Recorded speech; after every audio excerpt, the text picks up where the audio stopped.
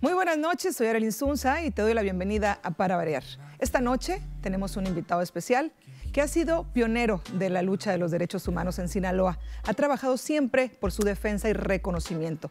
Ha visto caer compañeros, sufrir las consecuencias de un Estado represor e incluso ser parte de la incómoda y la incomodidad de los gobiernos. Actualmente, desde su trinchera, encabeza luchas que para muchos pudieran estar perdidas, pero para él y su organismo, el solo hecho de darlas a conocer pudieran estar ganadas. Hoy en Para Variar, el profe Óscar Loza Ochoa. Muy buenas noches. Muy buenas noches, Arely, muy buenas noches a todo el público que sigue ese interesantísimo programa tuyo. Y pues esta noche interesantísimo porque estaremos con una institución, ya lo decíamos al inicio de este programa, que ha estado trabajando por muchísimos años por los derechos humanos del estado de Sinaloa y de México. Un hombre que ha hecho muchas cosas por el bien de Sinaloa. Sin embargo, pues obligadamente le tenemos que preguntar ¿qué se ha hecho en materia de derechos humanos en Sinaloa? ¿Cuáles han sido los avances?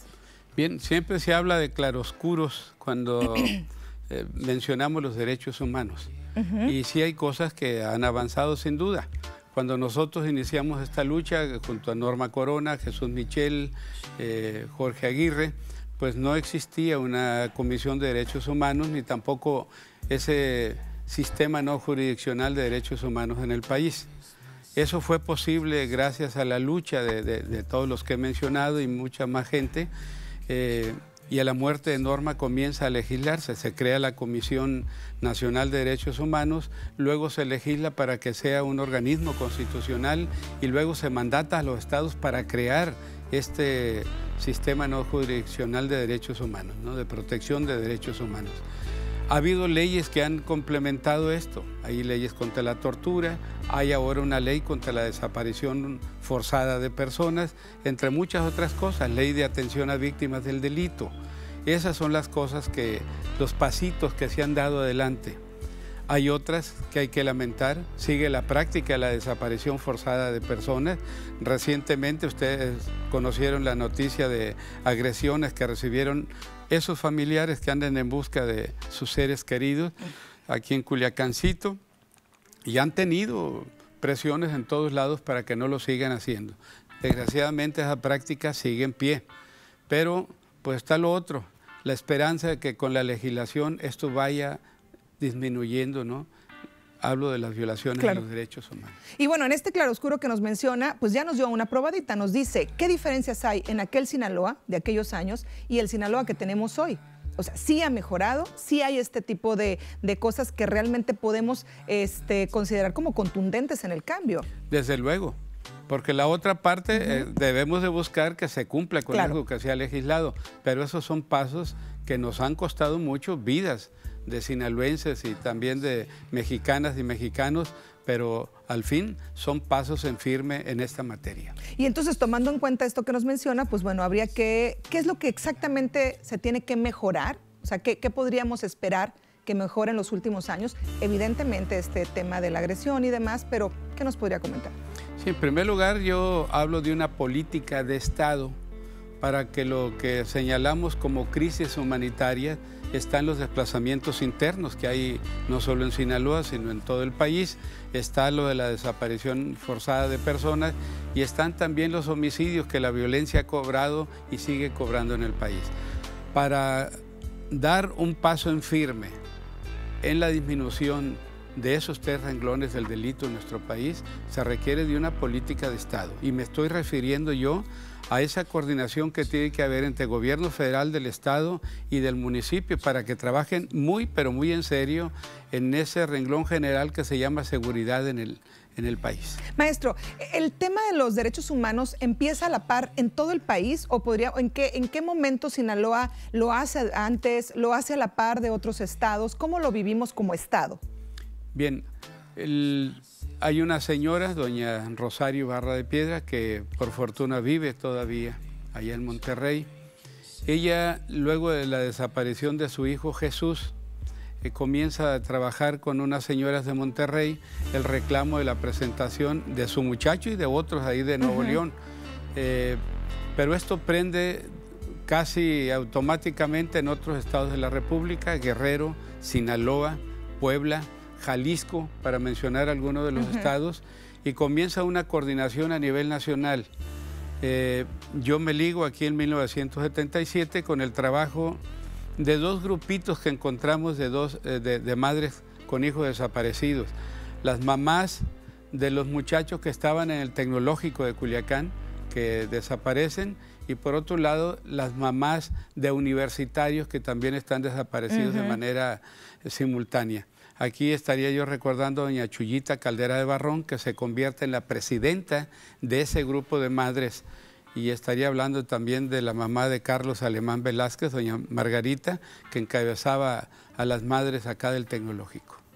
Ahora, Sinaloa es un estado con qué peculiaridades, ¿qué caracteriza a Sinaloa? ¿Realmente es un estado violento? Por lo tanto, le pregunto, en tema de derechos humanos, ¿qué podríamos decir de Sinaloa? ¿Es un estado que tiene más conflictos que otros? No, no. Hay algunas cosas que nos ha tocado la mala suerte de toparnos con ellas, de sufrirlas, pero yo creo que somos un estado como cualquier otro.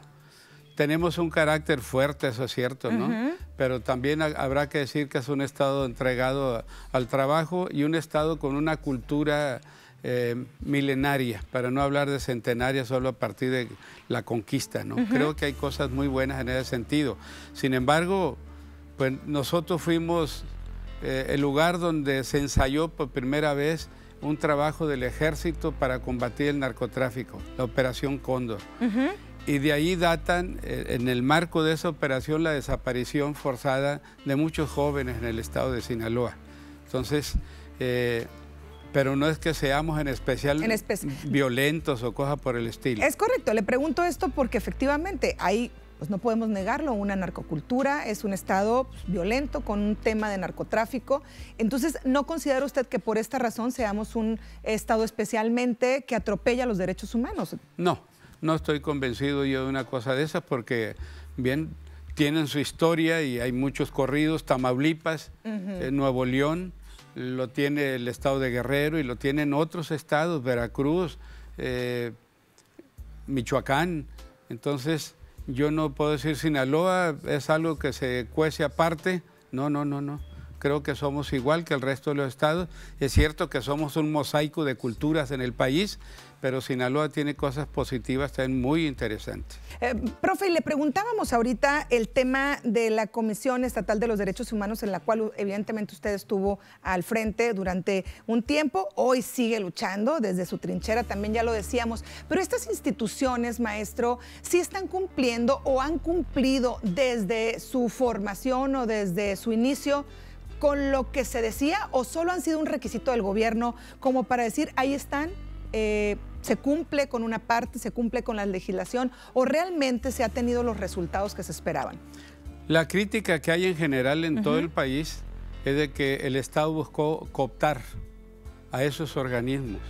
Y yo debo decirles que, hablando solo de excepciones, estaría hablando de Raúl Ramírez Baena en Baja California, estaría hablando de José Luis Pérez Canchola, y estaría hablando de 2, 3 más, de Emilio Álvarez y Casa, allá en la Ciudad de México, Belenda, se me olvida el apellido de ella, en San Luis Potosí, y me anotaría yo también en esa excepción de gente que fuimos presidentes de estos organismos estatales de derechos humanos, y que en el resto ha habido sobre todo una actitud acrítica en muchos aspectos ante el Estado.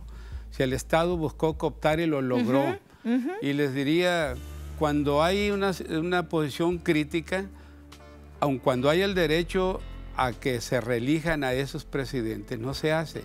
En Sinaloa, el único presidente de la Comisión Estatal al que no han reelecto fue a mí.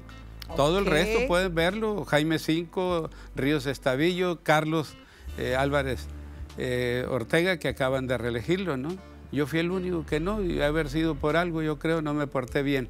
Entonces, pero creo que faltan muchas cosas. Incluso le diría, después de las reformas a la Constitución mexicana del 10 de junio de 2011, donde se hacen, bueno, se abre un espacio constitucional para todos los derechos humanos y las comisiones oficiales deben de atender asuntos que antes se negaban a atender porque las leyes orgánicas así lo decían, pero hoy siguen en la misma práctica de no atenderlos. Y hablo de asuntos de carácter laboral y hablo de los aspectos administrativos que corresponden a los juicios.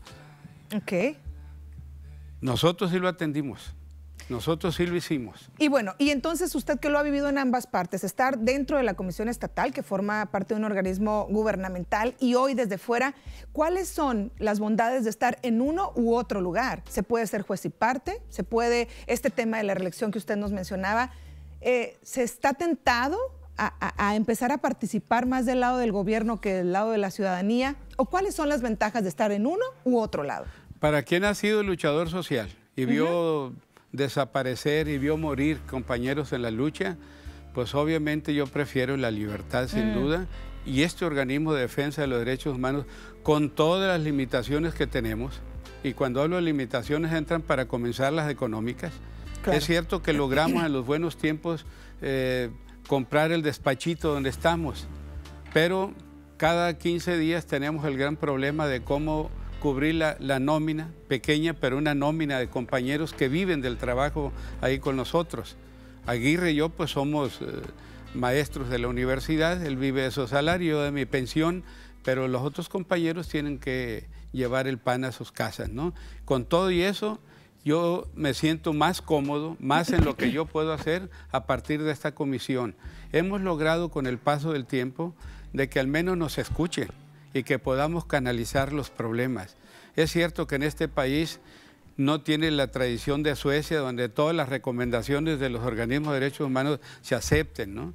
Es como el béisbol, pero manteniendo arriba de 300 el bateo, o sea que más del 30% nos acepten, sí, pues ya es ventaja, ¿no? Y ¿Un 30%? En ese, más o menos en ese nivel estamos. La Comisión Estatal no puede presumir que le hagan caso arriba del 40% tampoco. Ok, entonces digo, tomando en cuenta uno y otro, pues se hace un gran trabajo desde acá, ¿no? Y yo nada más le digo una cosa, o sea, estamos hablando de que las acepten, la otra es que las cumplan. Que las resuelvan, ok. Que las resuelvan. Una cosa es ok, te escucho, ¿no? Yo estuve invitado en la República Dominicana como parte del Instituto Interamericano de Derechos Humanos para promover la creación de la Comisión Nacional de Derechos Humanos o Defensoría del Pueblo, como se le llama ahora. Entonces, allí me preguntaban que si cuál es el porcentaje, eso que le acabo de decir, le dije, yo estaba en la Comisión Estatal entonces, y me decían, ¿y qué hacen cuando no se responde? ¿Qué sucede con el 60%? Si hacemos un requerimiento precisamente para que se cumpla. Y me dicen, y si no la cumplen, pues nos queda el recurso, le dije, de decir lo que dijo el obispo de Culiacán, el que falleció hace poco, ¿no? ¿Cuál fue? ¿Recuerda? El obispo emérito. Pero, ¿cuál es la frase?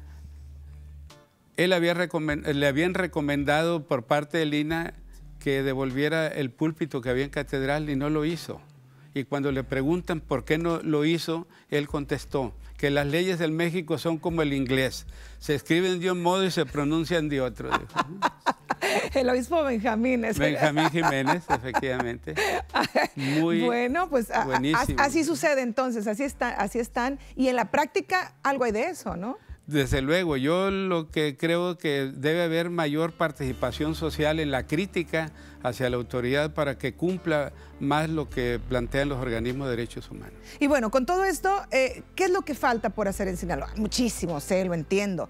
Pero desde aquí, desde esta trinchera que decíamos, usted con tantísimos años al servicio de Sinaloa, ¿qué espera que suceda a corto plazo, a mediano plazo? ¿Cuál sería una acción a hacer que no se ha hecho? Dos a corto plazo. Una, no debe haber niños trabajando ni en los campos agrícolas, que es donde abundan, ni tampoco en la ciudad.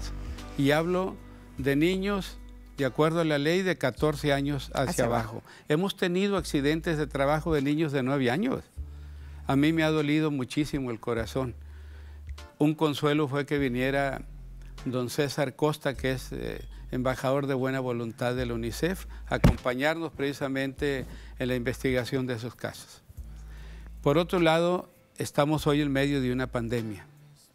Y yo creo que las autoridades, junto con la sociedad civil, tenemos que vigilar que no quede una sola persona sin la vacuna. Y hay que convencer a aquellos que tienen miedo. Hace unos días yo estuve en una reunión donde me decía un vecino que él tenía miedo porque en los anuncios había visto que la aguja estaba de este tamaño y sentía que le iba a atravesar el brazo. Entonces, lo dijo un tanto en broma, pero sí tenía miedo. Entonces yo busqué convencerlos para que se vacunen. Y creo que la autoridad es una de las cosas que tiene que hacer hoy, porque el derecho a la salud es un derecho humano y hay que buscar que las dudas que haya, despejarlas para que la gente pueda a plenitud ejercer ese derecho. ¿Y qué podemos hacer como sociedad? Ahorita lo acaba de decir, o sea, convencer a nuestros vecinos, amigos, familiares, decirles Claro. que es importante que nos vacunemos. Pero en el tema, por ejemplo, de los niños que vemos, pues usted lo ha dicho, tal vez trabajando en un semáforo, trabajando en algún lugar, ¿qué podemos hacer como sociedad? Porque a quienes nos preocupa y cómo podemos ocuparnos. Claro, el ayuntamiento, que es la autoridad más cercana a la sociedad, tiene mucho que hacer aquí. Tiene un DIF, y ahí al interior del DIF hay departamentos que pueden ir a estar haciendo un trabajo permanente en la calle con esos niños que están en los cruceros, y visitar también, lo pueden hacer las comisiones de derechos humanos y todos los grupos de la sociedad civil que tengan atención sobre los niños, ir a ver también a los campos cómo está esta situación. Y allí hay que hacer un trabajo no solo con los padres, porque los patrones señalan, relativamente tienen la razón, de que una de las condiciones que ponen los padres es que le den trabajo también a sus niños para poder ser jornaleros agrícolas. Porque es un tema cultural también, claro, al sur del país. De una u claro. otra manera es una práctica que se ha venido dando y que es en la educación también donde debemos ir trabajando, ¿no? Sí. Y en general, por ejemplo, yo diría, desde que era un niño, pues yo también trabajé en el campo. Tengo aquí todavía las cicatrices de cortar ajonjolí, cosas por el estilo. Pero, pues este país tiene que cambiar. Claro, evidentemente. No requerimos de tantos recursos para que esos niños estén mejor en la escuela. Al país le conviene, a la propia familia le conviene, a todo mundo nos conviene que esos niños estén formándose hoy para que el día de mañana sean los ciudadanos que todo el mundo queremos. Y precisamente en esta carrera inmensa de su vida, donde ha sido profesor, donde ha sido promotor de escuelas dentro de la Universidad Autónoma de Sinaloa, donde ha sido director de una... de dos escuelas preparatorias, bueno, el Costa Rica y el Dorado decíamos. ¿Director de qué escuela fue, profe? De la Emiliano Zapata. Yo fui el último director, siendo la Zapata una escuela popular. Okay. Yo le entregué a quien fue el primer director de paga, porque yo no la recibí, y después fui de la prepa central. ¿No le pagaban en ese periodo? No, pues era popular, era por cooperación. ¿Cómo va a ser eso? Así ¿En es. qué año fue esto? 1975, que fue el último año de popular de la Zapata. Bien, pues bueno, toda esta historia, un hombre con una gran trayectoria que aquí estamos conociendo. Sin embargo, sabemos que en todos estos años, 45, 40, ¿cuántos 43, años ya? echando a perder el muchacho. 43. Hay muchísimas historias pues, en su vida laboral. Y bueno, veamos el tema de la universidad, universitario de muchos años, Desde jubilado luego. de la universidad. Y ahí nace esta pasión por dar clases y por la lectura. Bueno, de dar clases había nacido antes. Yo fui alumno de una escuela normal rural que estaba en el estado de Nayarit, que la cerró el gobierno de Díaz Ordaz. Allí ahí nace la pasión por dar clases. Pero cuando cierran la escuela, a mí me mandaron a Sonora, a la Escuela Normal Rural del Quinto, y de ahí me corrieron. No por mal alumno, por grillo, siempre les he dicho yo, ¿no? Pero me vine a la universidad y creo que aquí renació esa pasión por continuar en el aula, ¿no? Y así lo hice. Y así estuvo hasta hace muy poco tiempo, porque se acaba de jubilar y acaba de dejar de dar clases, pero la verdad es que muchísimos años, incluso como presidente de la Comisión Estatal de los Derechos Humanos, jamás dejó de dar clases. Nunca, nunca he dejado de dar clases, porque creo que una cosa elemental en la vida de un maestro es no separarse del aula. Me dolió incluso, créame que lloré cuando me jubilé, y no por el gusto, porque me alejaba, no, al contrario, por la pena de dejar un aula. Qué maravilla, porque además la pasión ahí está. Entonces, para usted jamás fue un sacrificio estar ahí a las 7 de la mañana, cada mañana. Antes de las 7. Me decían siempre... Porque... ¿Usted es de los maestros que llegaba, que esperaba a los alumnos casi ahí en el aula, o cómo estaba? Sí, esperaba yo que terminaran de barrer los conserjes, porque en los últimos años tenía tecnología, llegaba, instalaba el cañón, la computadora y el cañón, y dejaba todo listo, y a las 7 comenzaba a pasar lista, y me decían, oiga, pero es que aquí dicen que hay 15 minutos de tolerancia, y yo siempre le dije a mis alumnos, cuando ustedes se inscribieron, ¿a qué hora le dijeron que comenzaban las clases? A las 7. Pues estoy comenzándola. Así es. Solo les digo, tenía algunos alumnos que no eran de la ciudad, por ejemplo, una muchachita que venía aquí de Sanalona y me decía, profe, pues yo me vengo en el primer camión. Ok. Entonces, si este camión llega a las 7:10, pues de ahí me desprendo yo para... Y se la disculpaba. Había otra de Las Flores que está de aquel lado de Tabalá, y pues había que esperar a la hora que llegaran. Ahí no había problema. Pero tenía un alumno que vivía contra esquina de la preparatoria y el que llegaba más tarde. A ese sí lo regañaba. Por supuesto que claro. Sí. ¿Profe, de qué materia? De Historia de México. Y durante el tiempo en que hubo ética, también di ética. Son de las cosas que yo lamenté mucho, que quitaran esa materia cuando había ausencia de valores de alguna manera en la sociedad y que no lo hubiera, ¿no? Y que hoy la verdad es que pues este tema de la ética está volviendo con el tema de los valores, ¿no? De una u otra manera modificado. Pero bueno, decíamos, economista de profesión. De los malos, decía Eudómar Ahumada, que en paz descanse, pero de economista. De los malos, economista, pero no creo que tanto, pero que lo cierto es que he estado aquí mucho tiempo. Yo siempre les decía a los compañeros, los otros presidentes de las comisiones estatales, porque me decían, economista, el único economista que ha sido defensor del pueblo oficial he sido yo. Ha habido médicos, profes y abogados, obviamente, ¿no? Y les decía, yo les voy a hablar de la economía política y los derechos humanos. Claro. Así y entonces, ¿las cuentas cómo le va con ellas? O sea, ¿las sigue sacando? ¿Le sirvió de mucho haber estudiado economía? Desde luego, yo llevé los 5 años matemáticas y yo soy uno de los enamorados de matemáticas. Los estudios que yo mantengo para todo tipo de problemas en derechos humanos entran obviamente las estadísticas. Esto para la pandemia, pues la campana de Gauss para hablar de curvas, pues también hay que meterse, ¿no? Ok, entonces un hombre sumamente preparado, porque se los voy a platicar yo a ustedes, pero bueno, economista, como ya decíamos, maestro en la Universidad Autónoma de Sinaloa por 43 años, pero además de eso me estaba platicando ahorita antes de entrar al aire, un lector voraz. Lee y requete lee. Maestro, me platicaba de todas sus pasiones, de la literatura, ¿qué más? ¿Qué más le gusta? Escribe. El día 27 o 28 de este mes debo de presentar yo mi libro más reciente, se llama Pandemia, precisamente por lo que estamos pasando. Entonces va a estar muy a tono con lo que estamos viviendo a nivel planetario, ¿no? Claro. Y entonces, después de todo esto, ¿cuál es su pasión? Digo, estoy escuchando que lee, estoy escuchando que escribe, pero ¿qué lo mueve en la vida? ¿Qué lo mueve en la vida hoy? En este tema de pandemia, ¿qué lo lleva a hacer cosas diferentes? ¿Qué lo lleva a escribir? Hubo un problema en medio, falleció un hermano mío, José Atanasio, el día 27 de mayo, por COVID. Muere mi padre el día 19 de septiembre, posteriormente. Esas son las 2 grandes pérdidas que he tenido el año pasado. Pero un sobrino mío, que es ahorita el director del Hospital General en Los Mochis, enferma también en esos días de COVID, y yo le escribo una carta. Y en esa carta le menciono que este tipo de cosas deben de servir no solo para ser mejores, no solo para lamentar los que se nos están yendo, la gente que se enferma, la gente que queda sin empleo, sino que podemos rescatar desde el punto de vista literario lo que estamos pasando. Y yo le sugerí en eso que llevara un diario durante los días que él estuvo convaleciendo y que luego buscara convertirlo también en literatura. En eso está mi sobrino.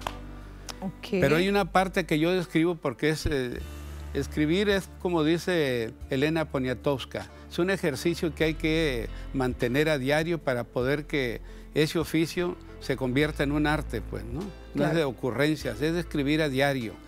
Entonces, yo describo cuando llega la vacuna aquí a Culiacán. Estuvieron esperándola todo el día y dice que hubo momentos, pues estaban tensos.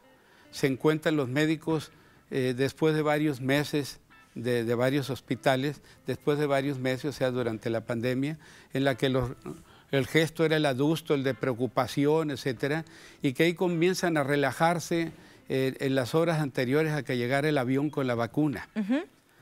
Pero dice, me habla él de ese momento solemne cuando llega el avión de la Fuerza Aérea, se baja el capitán con todo el paso marcial de los militares, llega, saluda al personal, no solo militar, sino civil que está allí. Estaba el secretario de Salud, estaban los directores de los hospitales generales en el estado, y dice que con una frase los pone a llorar, porque fueron lágrimas de alegría. Compatriotas, traigo la vacuna de la esperanza.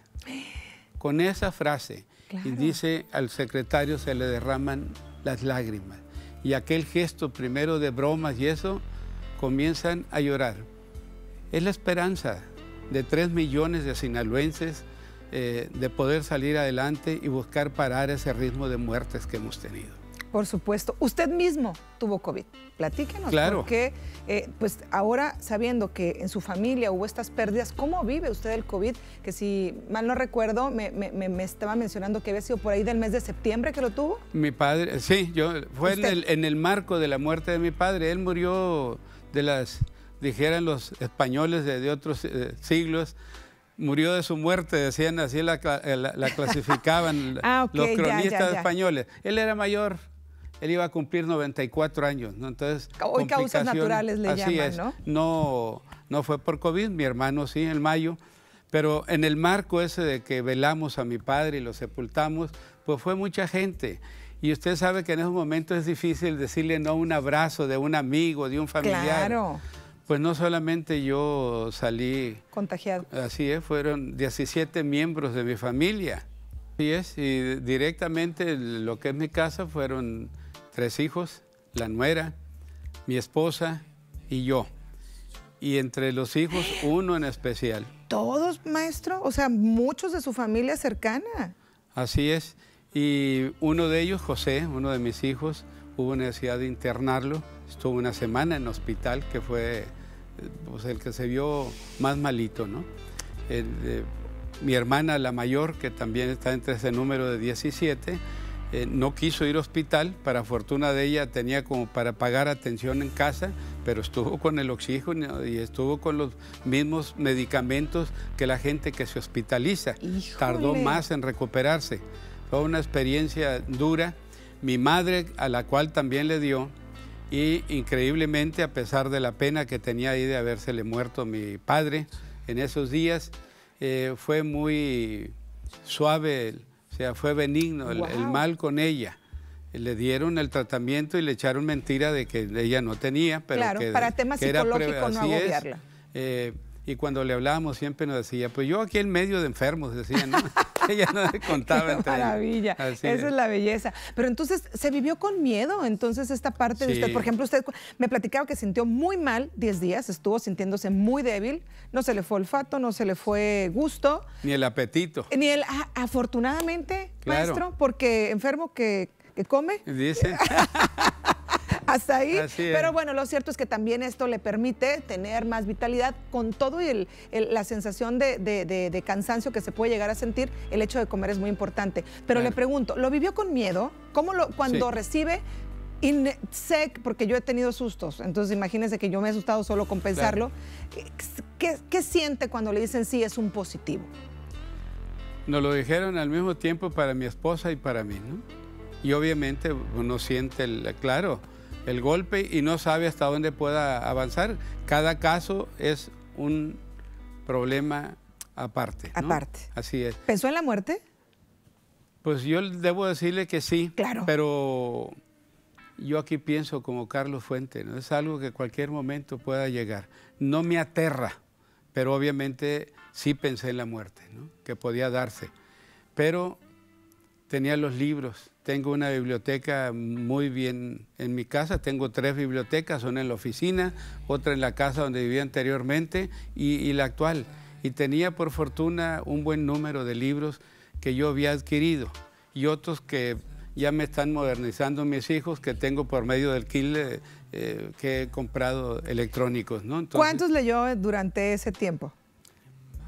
si contamos todo lo que es desde que inicia la pandemia, los últimos días de marzo del año pasado hasta el mes de diciembre, como unos 45 libros. Nada más y nada. Ahora lo entiendo todo, maestro. Ahora sé por qué es excelente conversador, porque encanta, porque tiene tanta tela de donde cortar, porque es un hombre que lee y la lectura sin duda nos enriquece a los seres humanos. Entonces, sus libros lo acompañaron durante ese tiempo. Ahí se sintió acompañado y se refugió en los libros un poco. ¿Se volcó sobre ellos? Claro, lo único que dejé fue de escribir mi columna semanal 3 semanas. No pude, porque estaba escribiendo yo en esos momentos en que muere mi padre e interrumpo la columna, esa y 2 más, después la retomo, ¿no? Incluso la lectura, yo leí algunas páginas y de repente esa debilidad me hacía que pusiera por un lado el libro o el Kindle, y lo retomaba en cuanto me sentía bien otra vez, ¿no? De esa manera yo pasé. Pero hay otra parte que uno no puede dejar. Mi teléfono estaba abierto y mucha gente siguió llamando. Y desde mi casa yo, hablándole al secretario de Salud, hablándole al secretario de Gobierno y hablándole donde fuera necesario hablar, seguí gestionando. Siguió haciendo gestión. Claro. Desde luego. Y ahí, con el tema COVID, con el miedo, con la muerte, en el pensamiento un poco, ¿qué le queda por hacer? ¿Qué se le antoja? ¿Qué dijo usted? Si yo, cuando me recupere de esto, pensando, diciendo que voy a recuperarme de esto, ¿qué es lo que quiero seguir haciendo en mi vida o qué me falta por hacer? Bien, platicaba yo antenoche con un señor al que le mataron su hijo y me dice, a partir de eso, yo he pensado en que aún a los momentos, dice, uno aprende más del daño que de los daños que de los años. Y dice, yo he creído que lo que hay que hacer es mejor frente a todo lo que me pasó. O sea, muy positivo el señor. Claro. Y yo le diría, yo tengo en mi columna expreso cuando regreso otra vez a la actividad y señalo que reitero que yo siempre he vivido cerca de la sociedad, cerca del pueblo y que he atendido asuntos de derechos humanos, que vuelvo otra vez a la carga, así lo digo, ¿no? Precisamente en el trabajo que yo he realizado. Espero que al menos no sea peor de lo que he hecho, ¿no? Sino que sea mejor todavía. Por supuesto. Sí. Así que, pues bueno, ahí está. Esto es lo que se piensa, porque es un luchador social que sigue haciéndolo y que seguramente satisfecho con lo que ha hecho hasta el momento, tanto como para seguir haciéndolo después de momentos difíciles. ¿Cómo lo ha vivido en la parte familiar? Porque esto es la parte profesional y un tanto personal, porque es su pasión y usted ha querido hacerlo. Pero su familia, ¿cómo lo acompaña en esto? ¿Cómo compagina estos dos mundos? Bien, yo soy uno de los que puede presumir que tiene una familia que funcional, le llaman ahora, ¿no? Claro. Donde hay unidad. Mi esposa es una pieza central para muchas cosas, ¿no? Y yo debo decirlo, por ejemplo, esos días del COVID, a pesar de que ella tenía COVID, ella sentía que yo era el que había llevado la peor parte. Tenía 2 hijos más ahí en casa con este problema, más la preocupación del tercero que estaba en un hospital. Y sin embargo mantuvo una posición muy firme, no solo en lo que tenía que atenderse ella, sino estar al pendiente de los demás, ¿no? La cuidadora, al final, como madre de familia, como mujer pilar en un hogar, porque las mujeres, no me lo podrán negar, de una u otra manera somos el pilar de los hogares y por supuesto ustedes cumplen un papel fundamental, pero ella estuvo ahí atendiéndolos, cuidándolos y ocupándose de todos. Y en la cuestión de los derechos humanos, pues ha habido momentos difíciles, como lo había mencionado usted anteriormente, y algo tienen, yo creo, las mujeres que uno no puede ocultar. Esas preocupaciones a mí no me ha gustado, pues, de primas a primeras llegar y decirle, fíjate que hay estos riesgos, estos peligros, pero los intuye.